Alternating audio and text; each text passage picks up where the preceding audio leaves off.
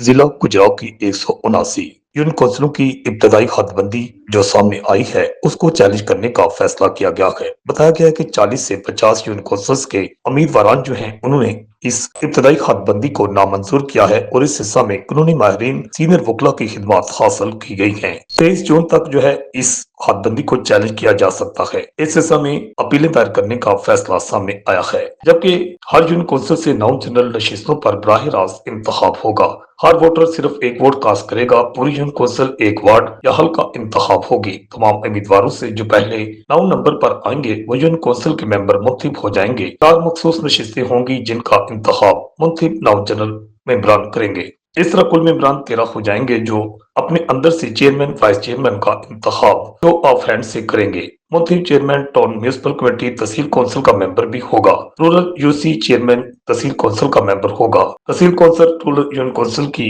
As body होगी। तहसील council के chairman 2 vice chairman का इंतखाब मेंबर तहसील कौंसिल करेंगे। वो कोई भी शहरी जो इस तहसील कौंसिल के रूरल यूनियन कौंसिल का रहायशी वोटर हो लड़ सकता है। टाउन और म्यूनिसिपल के चेयरमैन वाइस चेयरमैन का इंतखाब भी इसी फार्मूले से तय होगा। रिपोर्ट आकाश न्याजी, गुजरात।